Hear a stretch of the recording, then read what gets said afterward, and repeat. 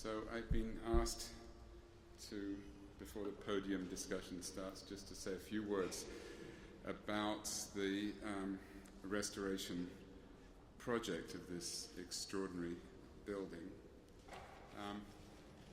The planning work is completed. We've worked for 2 years. My team, under the direction of Sascha Schwarz and Martin Reichhardt, who are here, and their team, collaborating very closely with our client and with the Historic Buildings Department of Berlin, and with the Federal Building Direction, BBR. In January, the building will close, and next year, the repair work will start. In any restoration or reconstruction project, there must be a clear philosophical framework within which technical and formal questions and solutions can be developed.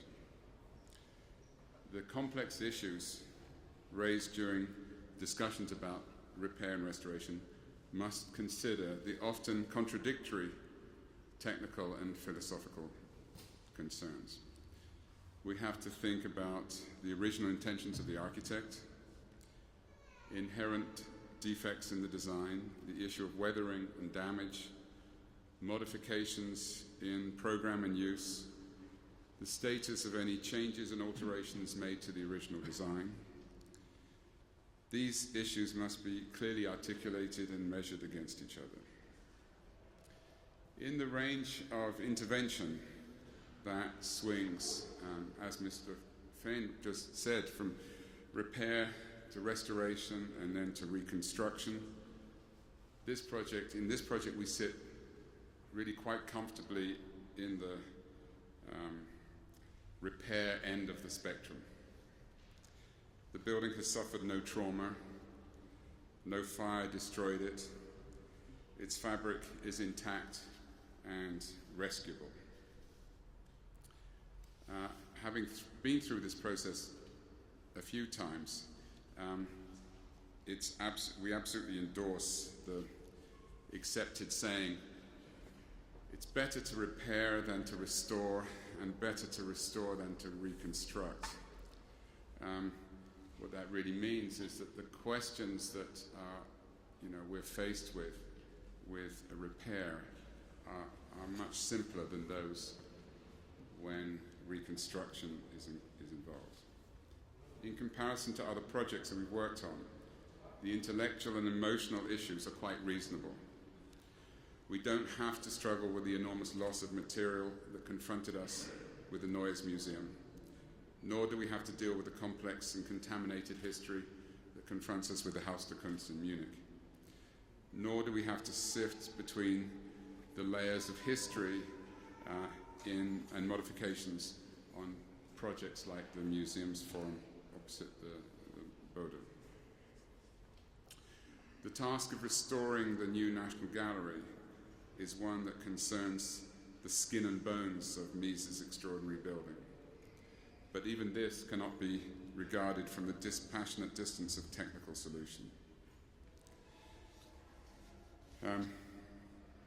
In real terms, our task does not require us to make any radical intrusion or alteration, only to address the relatively modest but still complicated issues that deal with the fabric of the building and to reinstate its integrity.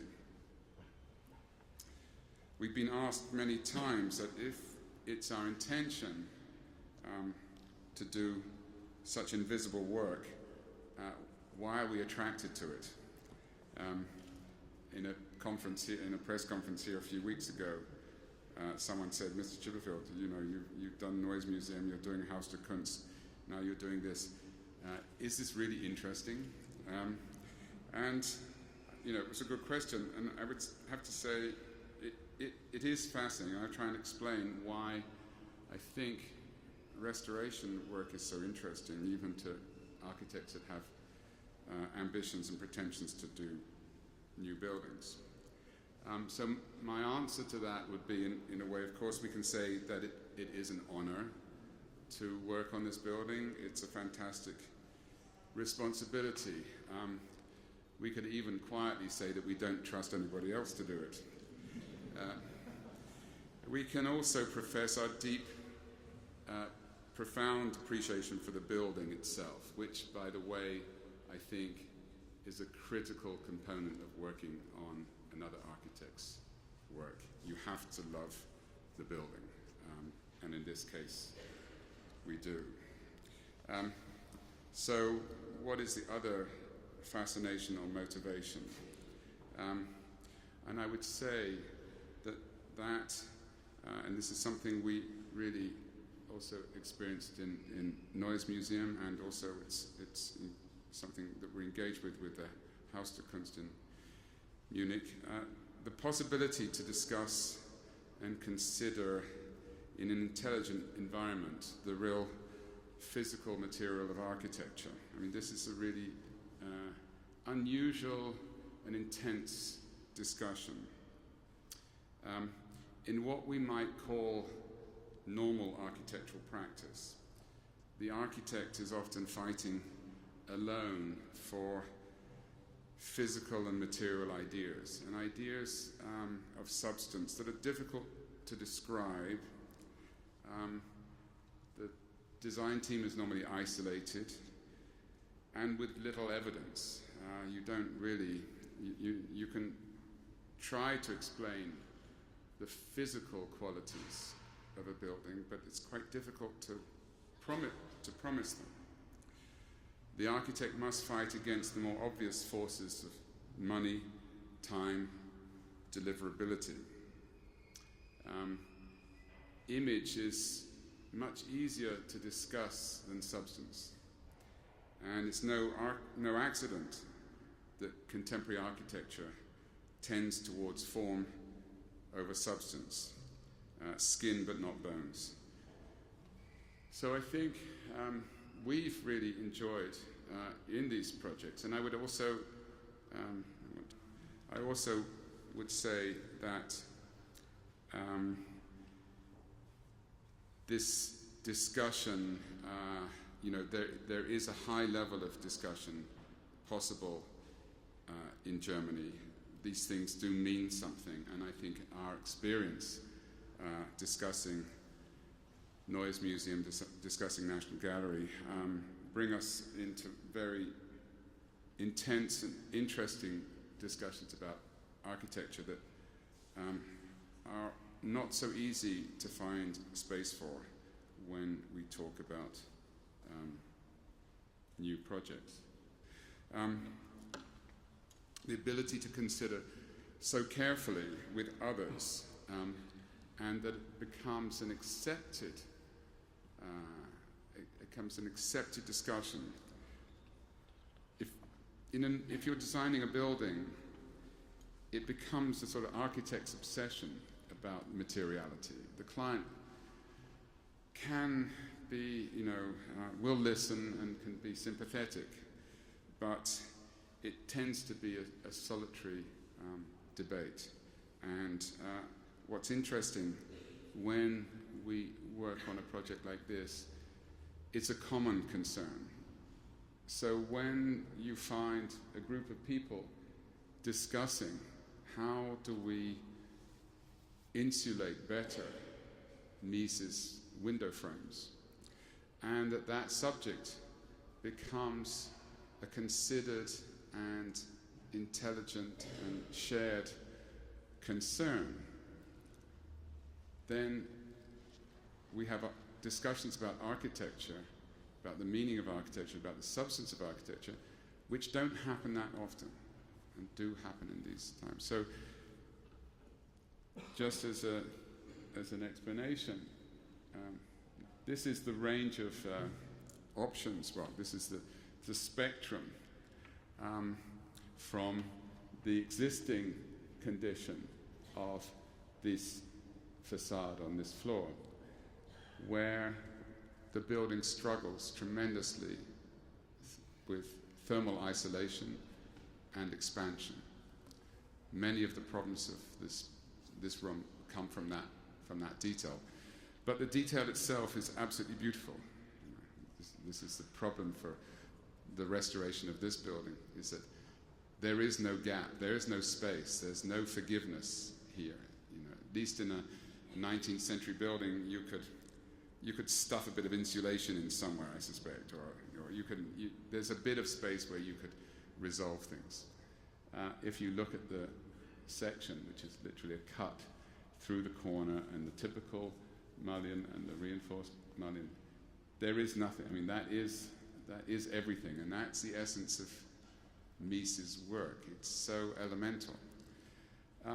If you look at the bottom, that's what, if we really wanted to get the building to conform to current thermal requirements, that's what would have happened to Mies. You wouldn't have recognized it, and we would have been the slaughterers of this building. To engage in the discussion that actually has brought us to the second position, where we can reuse all of the frames. We will absolutely keep intact the skin and the bones of Mies's building, required an intelligent discussion between the technical concerns and the cultural and formal concerns. That's a discussion. I'm not going to go through that, but to have those discussions, for them to be taken seriously as the important aspect of architecture, is something that's sort of disappearing, and it's something that's very difficult, as I say, to bring into normal architectural debate. Repairing Mies's great utopian work puts us into a stark relationship with the elements of an architecture that asserts the importance of each physical decision. Each dimension, alignment, junction is contributing. The physical presence and the constructive composition are readable and accessible. This is an engagement of reduced building substance and spatial composition, where the mullion, the structure, the sheet of glass are all engaged in the idea of the building. There is nothing covered, everything is what it is, an unforgiving assembly of parts to a singular idea. The title of this colloquium is Form and Function, so I want to talk a little bit about the functionality of the building. And I would say that normally, after nearly 50 years, an institution would have done quite a lot of damage to the original building. Most clients can't wait for the architect to get out. And as soon as we've gone, they then wreak havoc on every decision that we've made. And museums are unbelievably unforgiving. If something doesn't work, they don't spend that much time trying to put them right, they just change it themselves. It's the nature of an institution. They've got other things to do than try to delicately tiptoe around the mistakes of the architect. Therefore, what is quite extraordinary about this building, which has inherited in a way some aura of non-functionality or critiques, and we will come back to that about that fact doesn't work. It has worked amazingly well. This is the existing plan, and that is the extent of the organizational modifications that we need to make. So whereas I would say, in our experience, if you go into most institutions 50 years later, a huge amount of the restoration work is stripping away all of that rubbish that has been, all of the damage, all of the provisional modifications, the things where this didn't work, so they blocked it up and put something out. It's really surprising how this building has performed.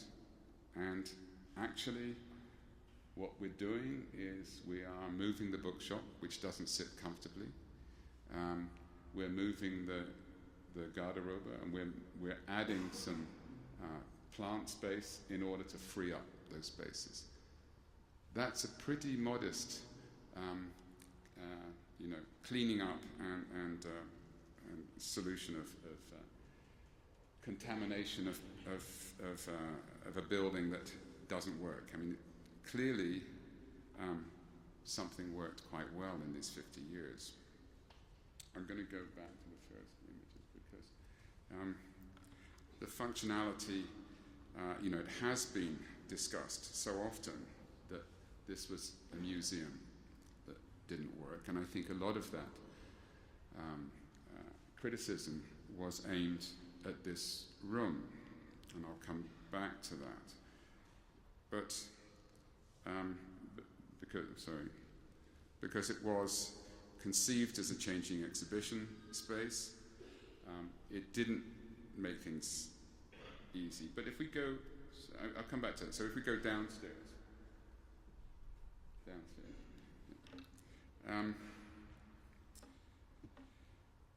we see that it hasn't changed much, and it survived unbelievably well.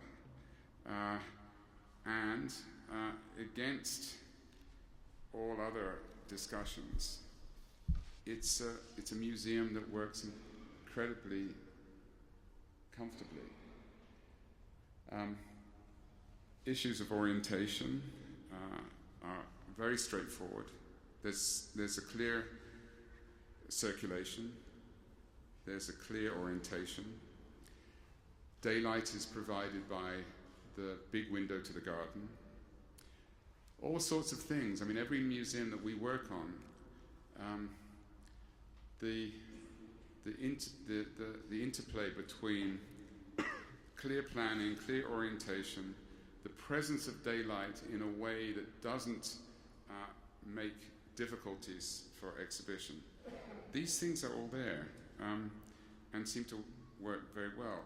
So one starts to realize that there was a sort of intelligent solution of the museum, and it's been working incredibly well. And I think, so against this prejudice that seems to have been kicked around, the museum has evidently worked well. The back of house areas have survived.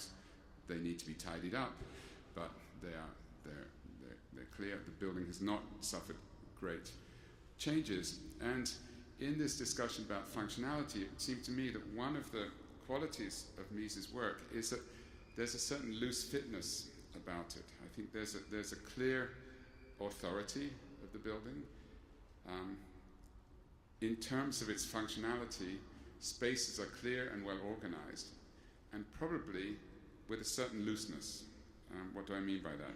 In other words, that there's a certain classical order, and Mies makes a series of rooms, and those rooms are well organized, they're sensibly connected, there's a certain logic, and actually quite difficult to tamper with. It's a little bit of a hedgehog, this building. It's quite difficult to play around with. So my last observation comes back to this room, and while it hasn't offered itself as the simplest of changing exhibition spaces, it has found itself, I think, one of those rooms where, while the downstairs offers a very convenient idea of exhibition, this room is a provocative idea. And as contemporary art becomes more interested in playing with that provocation and with the relationship between the audience and the work, this space becomes, I think, more and more relevant. And I think the concept of this building of having two profoundly different types of exhibition space is part of the reason why it survived so well. We have to understand this space as a gesture, as a room at the scale of the city, a room that mediates between the sensible internal workings of the museum below and the complex physical and urban context within which the building sits.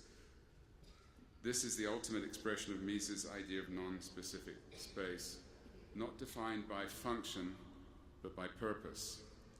A space that has been adopted by the city and by the curators and artists who've learned to work with it. Within the context of this conference and the provocation of its title, I would like to say that against all expectations and prejudices, it is difficult to think of another monument of modern architecture, more beautiful of form, or that functions better than this one. Thank you very much.